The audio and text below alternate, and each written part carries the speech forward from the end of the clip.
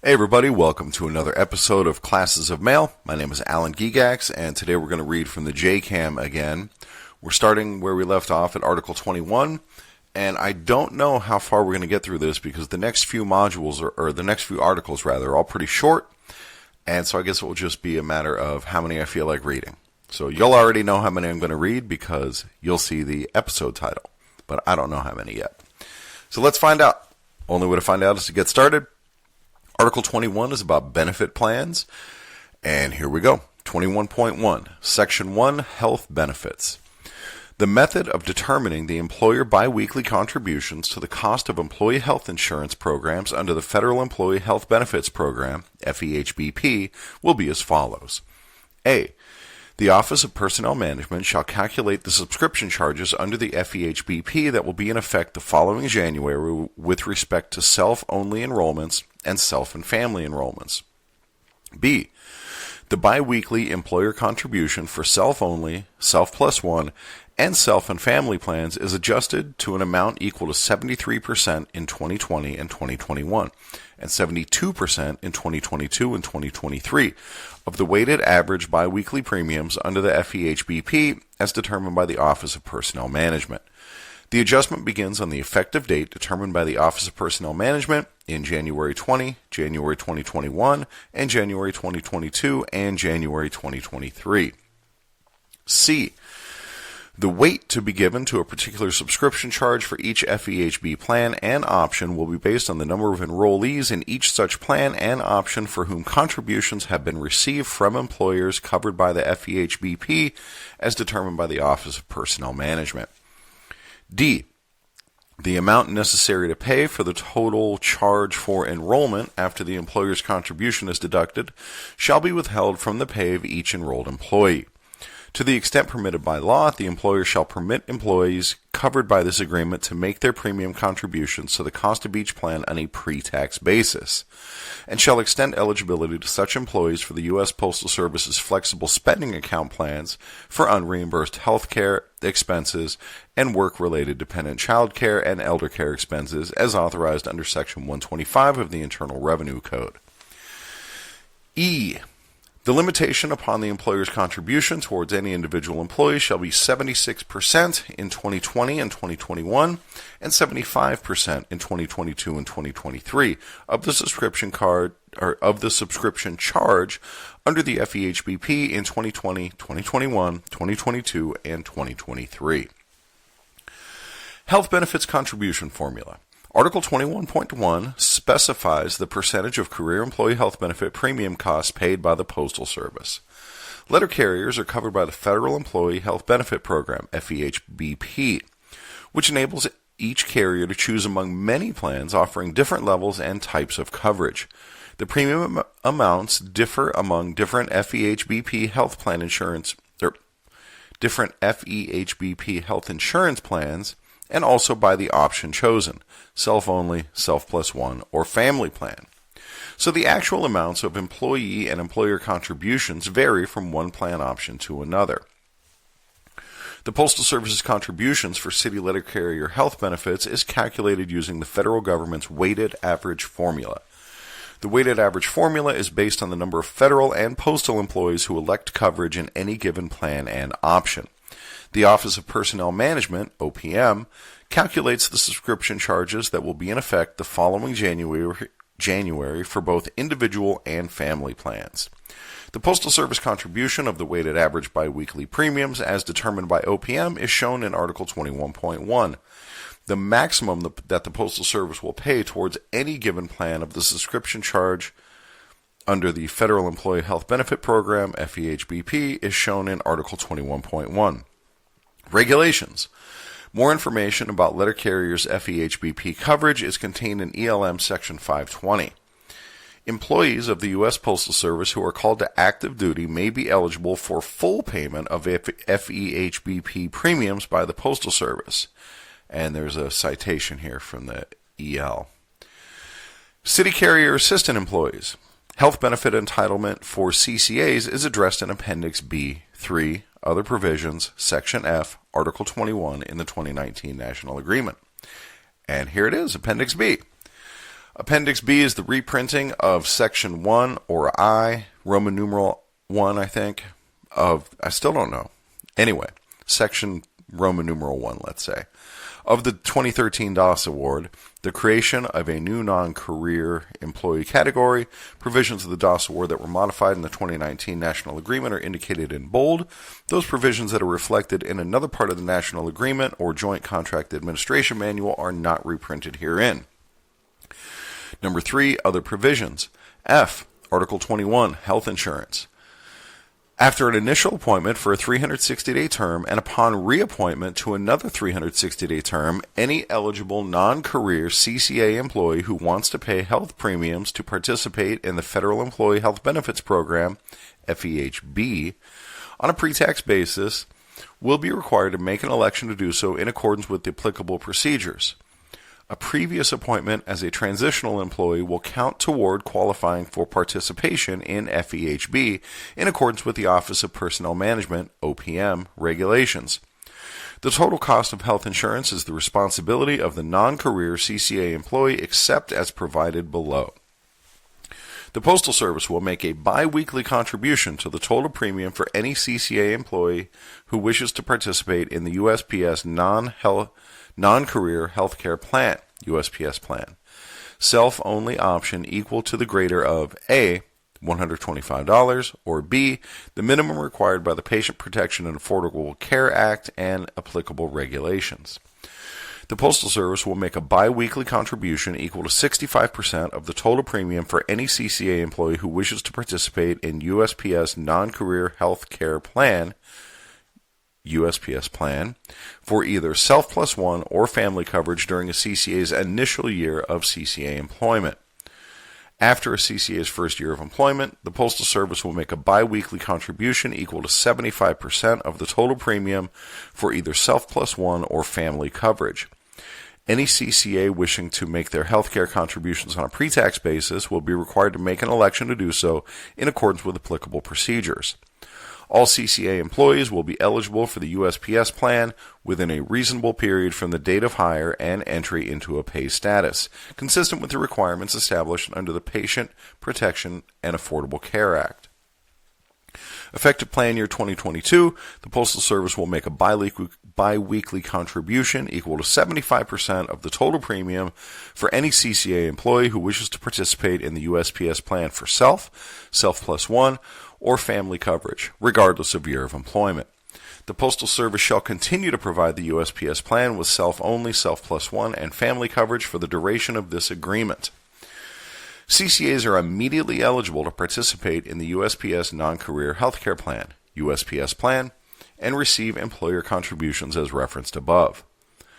After initial appointment for a 360-day term and upon reappointment to another 360-day term, CCAs are also allowed to participate in the FEHBP.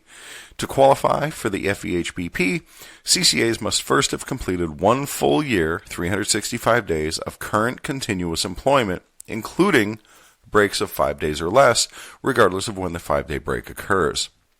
A previous appointment as a transitional employee will count toward qualifying for participation in the FEHBP in accordance with the Office of Personnel Management, OPM, regulations. Any eligible CCA who wants to pay health care premiums to participate in the FEHBP on a pre-tax basis will be required to make an election to do so in accordance with applicable procedures. The total cost of health insurance in the FEHBP is the responsibility of the non-career CCA. 21.2, Section 2, Life Insurance. The employer shall maintain the current life insurance program in effect during the term of this agreement. FEGLI coverage. Letter carriers are covered by the Federal Employees Group Life Insurance, FEGLI, program. More information about FEGLI coverage is contained in ELM Section 530. Employees of the U.S. Postal Service who are called to active duty may be eligible for full payment of FEGLI premiums by the Postal Service. And there's a citation from the EL in here. 21.3, Retirement. Section 3, Retirement. The provisions of Chapter 83 and 84 of Title V U.S. Code and any amendments thereto shall continue to apply to employees covered by this agreement. CSRS and FERS Retirement. Letter carriers are covered by federal retirement law, guaranteeing them retirement annuities. Each carrier is covered by either the Civil Service Retirement System, CSRS, or by the newer Federal Employees Retirement System, FERS. More detailed retirement information is contained in ELM Sections 560 and 580. 21.4, Section 4, Injury Compensation. Employees covered by this agreement shall be covered by Subchapter 1, maybe that's Subchapter I, Roman numeral I don't know, of Chapter 81 of Title V and any amendments thereto relating to compensation for work injuries. The employer will promulgate appropriate regulations which comply with applicable regulations of the Office of Workers' Compensation Programs and any amendments thereto. Workers' compensation. Letter carriers who sustain occupational injury or disease are entitled to workers' compensation benefits under the Federal Employee Compensation Act, FECA, maybe? Administered by the U.S. Department of Labor Office of Workers' Compensation Programs, OWCP. Sources of information concerning federal workers' compensation benefits are ELM Section 540, USPS Regulations Governing Workers' Compensation, USPS Handbook EL 505, Injury Compensation, Title V United States Code Section 8101, the Federal Employees Compensation Act, Title 20 Code of Federal Regulations, Subsection Chapter 1, Regulations of the Office of Workers' Compensation Programs, and Title V Code of Federal Regulations, Part 353, Regulations concerning the restoration to duty of employees who sustain compensable injuries. Limited duty. Limited duty work is work provided for an employee who is temporarily or permanently incapable of performing his or her normal duties as a result of a compensable illness or injury. The term limited duty work was established by Title V CFR Part 353, the OPM regulation implementing 5 U.S.C. 8151B, that portion of the Federal Employees Compensation Act, FECA, pertaining to the resumption of employment following compensable injury or illness. USPS procedures regarding limited duty are found in ELM Section 540. The Office of Workers' Compensation Program has the exclusive authority to adjudicate compensation claims and to determine the medical suitability of proposed limited duty work. So right in the middle of that sentence, I had to sneeze, and I was able to pause the recording, sneeze, pick it back up, and I bet it was seamless. I'm starting to get the hang of this stuff, sort of. Moving on. However, ELM Section 564.14 provides for additional rules that must be observed when offering limited duty work. And here it is, 564.14, disability partially overcome. 564.142, obligation. When an employee has partially overcome the injury or disability, the USPS has the following obligation. A. Current employees. When an employee has partially overcome a compensable disability, the Postal Service must make every effort toward assigning the employee to limited duty consistent with the employee's medically defined work limitation tolerance. See 546.611. In assigning such limited duty, the Postal Service should minimize any adverse or disruptive impact on the employee. The following considerations must be made in effecting such limited duty assignments. 1. To the extent that there is adequate work available within the employee's work limitation tolerances, within the employee's craft, in the work facility to which the employee is regularly assigned, and during the work hours when the employer regularly works, that work constitutes the limited duty to which the employee is assigned. 2. If adequate duties are not available within the employee's work limitation tolerances in the craft and work facility to which the employee is regularly assigned, within the employee's regular hours of duty, other work may be assigned within that facility. 3. If adequate work is not available at the facility within the employee's regular hours of duty, work outside the employee's regular schedule may be assigned as limited duty. However, all reasonable efforts must be made to assign the employee to limited duty within the employee's craft and to keep the hours of limited duty as close as possible to the employee's regular schedule. 4. An employee may be assigned limited duty outside of the work facility to which the employee is normally assigned only if there is not adequate work available within the employee's work limitation tolerances at the employee's facility.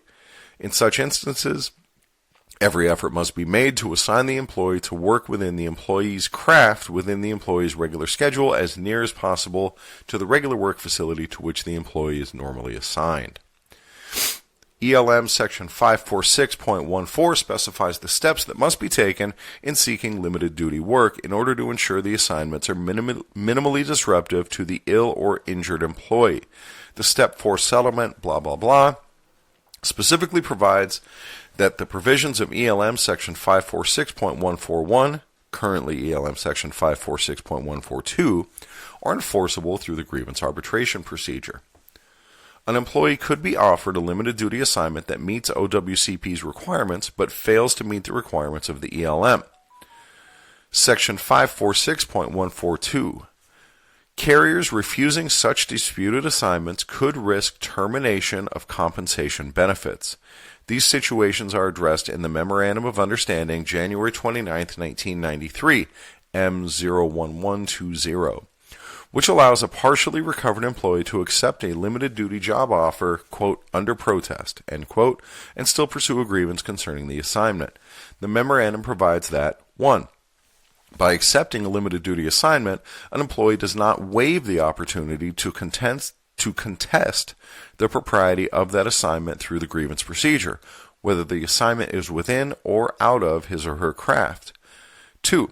An employee whose craft designation is changed as a result of accepting a limited duty assignment and who protests the propriety of the assignment through the grievance procedure shall be represented during the processing of the grievance, including at arbitration if necessary by the union that represents his or her original craft.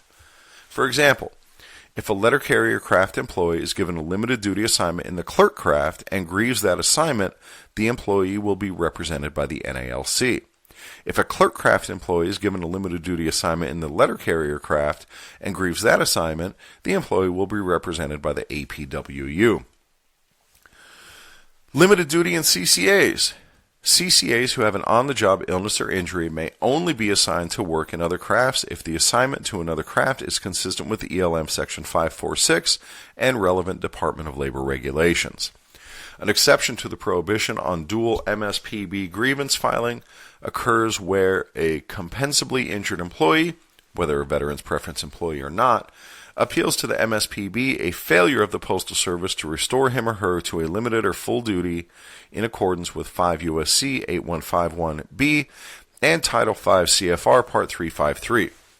In this circumstance, there is no bar to pursuing a grievance to arbitration and through MSPB simultaneously. 21.5 Section 5 Health Benefit Brochures. When a new employee who is eligible for enrollment in the Federal Employees Health Benefit Program enters the Postal Service, the employee shall be furnished a copy of the Health Benefit Plan brochure of the union which represents the craft in which the employee is to be employed. Additional health insurance provisions regarding city carrier assistant employees are found in Appendix B, Section 3.F. The provisions of Article 21.5, Health Benefit Brochures, apply when a CCA becomes a career employee, and thus ends Article 21. And next is Article 22, Bulletin Boards. By the way, it is not okay to have the sniffles while recording, and I apologize for that. I've gone and grabbed a tissue box while I deftly pause the recording, and hopefully that will keep my sniffles under control. It bothers me too. All right, moving on. Article 22, Bulletin Boards. The employer shall furnish... Wow, this one doesn't even have a number, sub-numbers, because it's just the one paragraph, and that's the whole article. All right. Article 22, Bulletin Boards.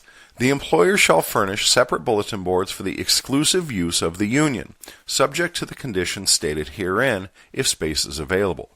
If sufficient space is not available, at least one will be provided for all unions. The union may place its literature racks in swing rooms if space is available. Only suitable notices and literature may be posted or placed in literature racks. There shall be no posting or placement of literature in literature racks except upon the authority of the official designated representatives of the union. The preceding article, Article 22, shall apply to city carrier assistant employees.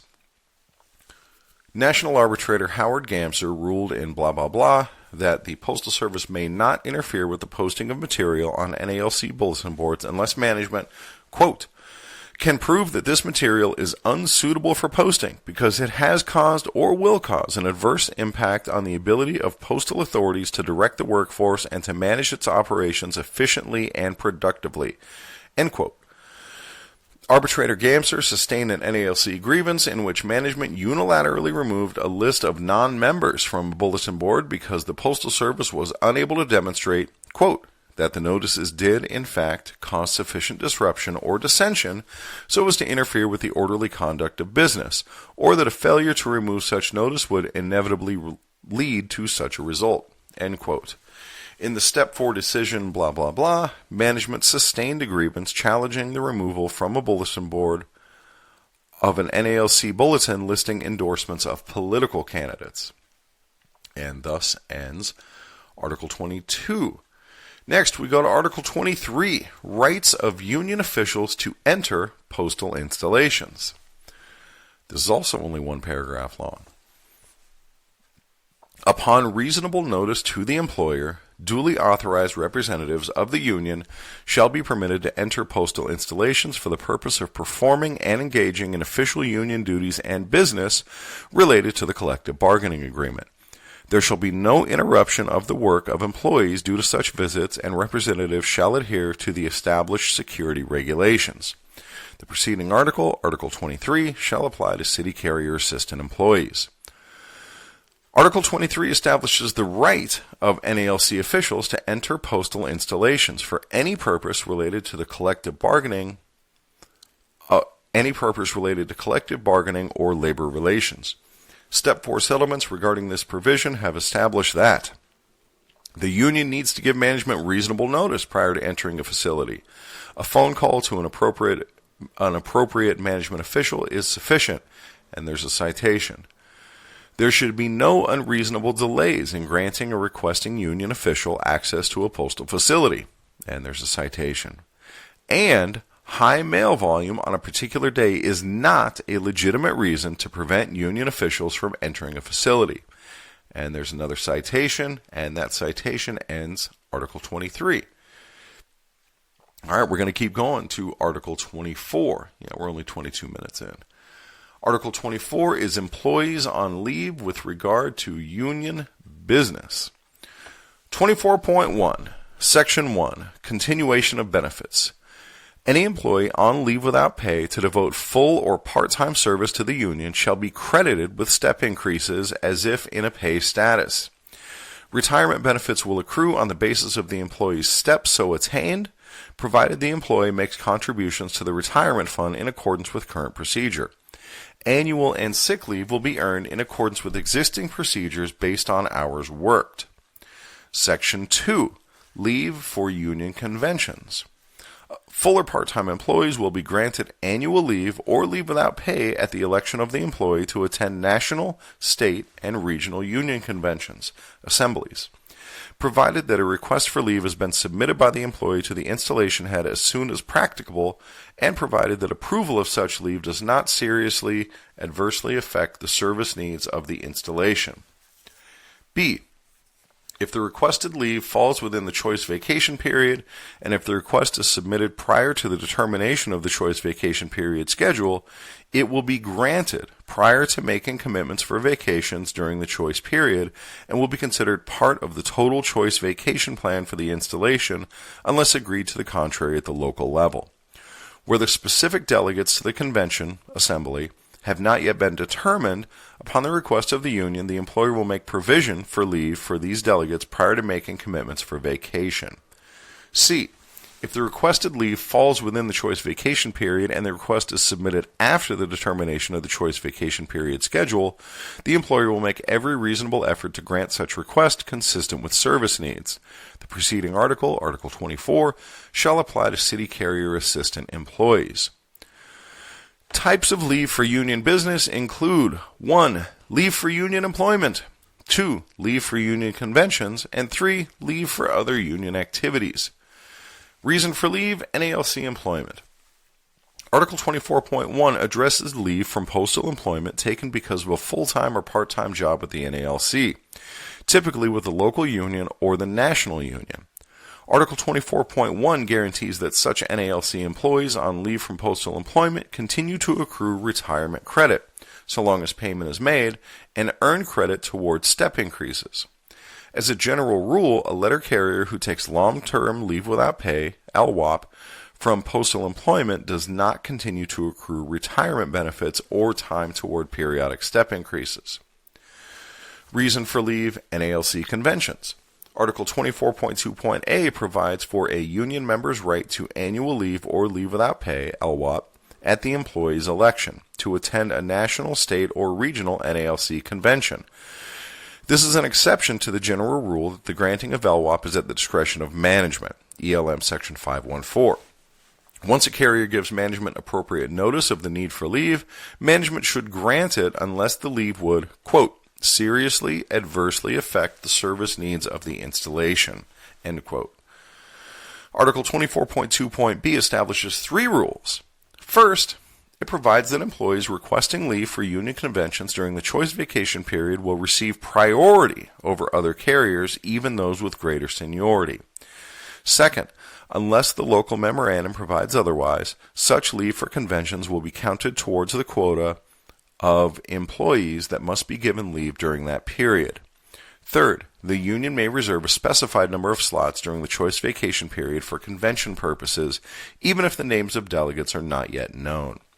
Under Article 24.2.c, if an employee requests convention leave after the choice vacation period selection process is done, management must follow the usual rule, Article 10.4.d, which provides that, quote, all advance commitments for granting annual leave must be honored except in serious emergency situations, end quote.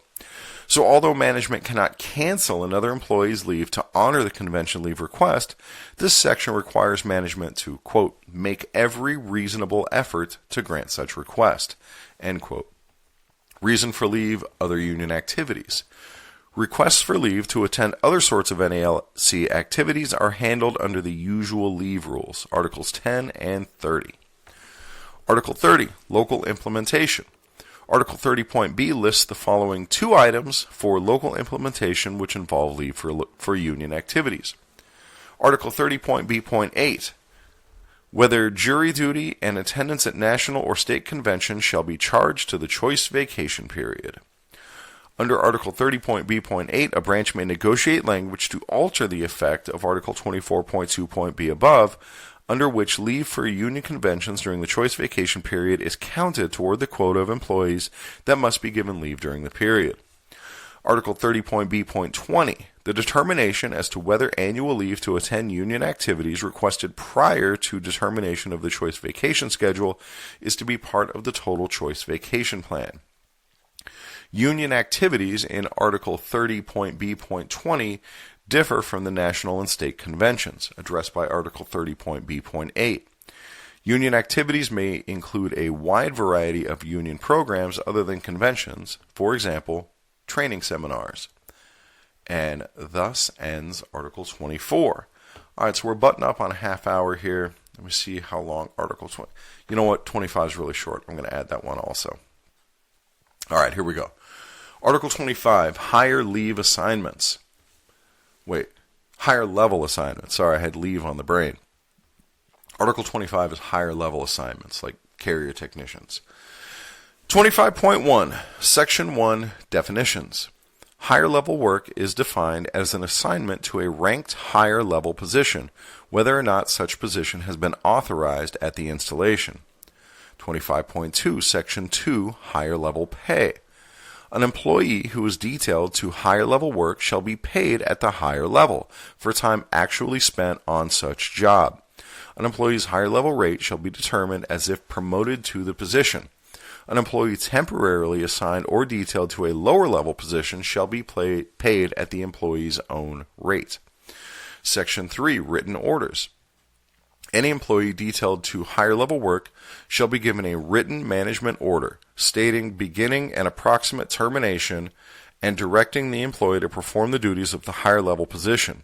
Such written order shall be accepted as an authorization for the higher level pay. The failure of management to give a written order is not grounds for denial of higher level pay if the employee was otherwise directed to perform the duties. All higher level assignments, Article 25.1, 25.2, and 25.3 apply to all details to higher level work, whether or not such work is within a bargaining unit. 25.4, Section 4, Higher level details. Detailing of employees to higher level bargaining unit work in each craft shall be from those eligible, qualified, and available employees in each craft in the immediate work area in which the temporarily vacant higher level position exists. However, for details of an anticipated duration of 1 week, 5 working days within 7 calendar days, or longer to those higher level craft positions enumerated in the craft article of this agreement, as being permanently filled on the basis of promotion of the senior qualified employee, the senior qualified eligible available employee in the immediate work area in which the temporarily vacant higher level position exists shall be selected. Higher level bargaining unit work. Article 25.4 sets forth rules for filling temporarily vacant bargaining unit higher level positions. The rules depend upon the duration of the vacancy. For a vacancy of less than 5 working days, any employee may be selected from those who are senior, qualified, eligible, and available in the immediate work area in which the vacancy occurs. For a vacancy of 5 working days or more, the senior, qualified, eligible, and available volunteer in the immediate work area must be selected. All qualified letter carriers, including part-time flexibles and full-time regular letter carriers with bid positions, are eligible to apply for higher level assignments under the provisions of this section. An employee properly selected for a higher level assignment may voluntarily remain on the assignment as long as they remain eligible, qualified, and available in the immediate work area. However, unlike the provisions of Article 41.2.b 3 through 5, Article 25.4 does not have a duration clause. Therefore, the assignment to higher level does not limit or supersede management's right to assign full-time unassigned regular employees under the provision of Article 41.1.8.7, which could possibly remove the employee from the immediate work area of the available position. Likewise, the assignment to higher level does not limit or supersede a carrier's right to bid, opt, or return to their bid positions. Carrier technician positions. Temporarily vacant carrier technician positions are higher level assignments, and thus are not subject to opting under the provisions of Article 41.2.b. Rather, temporarily vacant carrier technician positions must be filled in accordance with this section, and there's a citation. National Arbitrator Snow held in another citation that management may not assign different employees on an as-needed basis to carry a route on a carrier technician string when a vacancy of 5 or more days is involved. Instead, such vacancies must be filled according to Article 25.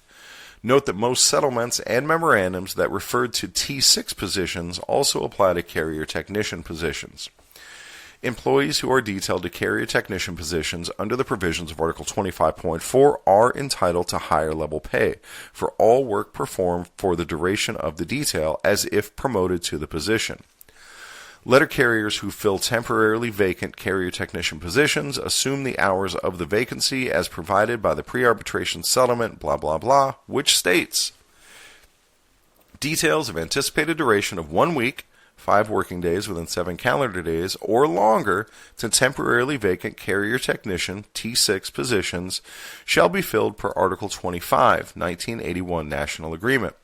When such temporary details involve a schedule change for the detailed employee, that employee will assume the hours of the vacancy without obligation to the employer for out-of-schedule overtime. The Step 4 settlement, blah, blah, blah, provides that the following management document known as the Brown Memo, and there's a citation, is a contractual commitment and remains in effect. The memorandum explains when a replacement employee is entitled to higher level pay when no employee is detailed under the provisions of Article 25.4. And here it is. When a carrier technician, T6, is absent for an extended period and another employee serves the series of 5 routes assigned to the absent T6, the replacement employee shall be considered as replacing the T6, and he shall be paid the T6 level of pay for the entire time he serves those routes, whether or not he performs all the duties of the T6. When a carrier technician's absence is of sufficiently brief duration so that his replacement does not serve the full series of routes assigned to the absent T6, the replacement employee is not entitled to the T6 level of pay. In addition, when a T6 employee is on extended absence, but different carriers serve the different routes assigned to the T6, those replacements are not entitled to the T6 level of pay. The foregoing should be implemented in a straightforward and equitable manner. Thus, for example, an employee who has carried an absent T6 carrier's routes for 4 days should not be replaced by another employee on the 5th day merely in order to avoid paying the replacement higher level pay. City Carrier Assistance. Article 25 does not apply to CCAs, and they are not eligible for higher level pay under this article. However, when a CCA hired as a CCA grade CC01 is assigned to a city carrier technician CC02 position, the CCA's PS Form 50 must be revised to reflect that he or she is assigned to a carrier technician position.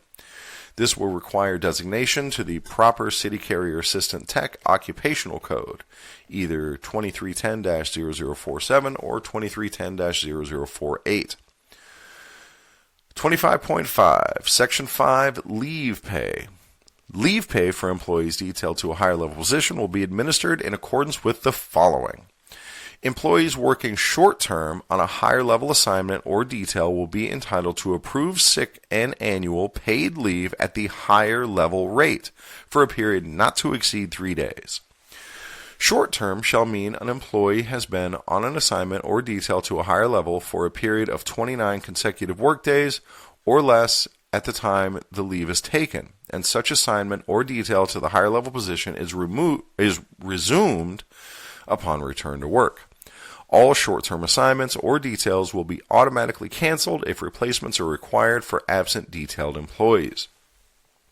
Long-term shall mean an employee has been on an assignment or detail to the higher level position for a period of 30 consecutive workdays or longer at the time leave is taken, and such assignment or detail to the higher level position is resumed upon return to work.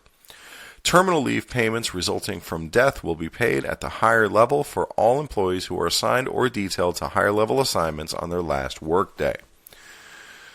Leave during higher level assignments. Article 25.5 provides that a carrier working higher level detail for less than 30 working days will receive sick or annual leave pay at the higher rate, but only for up to 3 days. If a replacement for the detailed employee is required, the detail is automatically canceled. An employee detailed to a carrier technician position is considered replaced when another employee is assigned to the vacancy for 5 working days within 7 calendar days or longer under the provisions of Article 25.4. All right, that's going to do it for today. We will pick up next time with Article 26, and I think I have some interesting topics coming up for us for the regular educational stuff, so that'll all be coming up in our future. Until then, thanks for listening, guys. I'll catch you next time.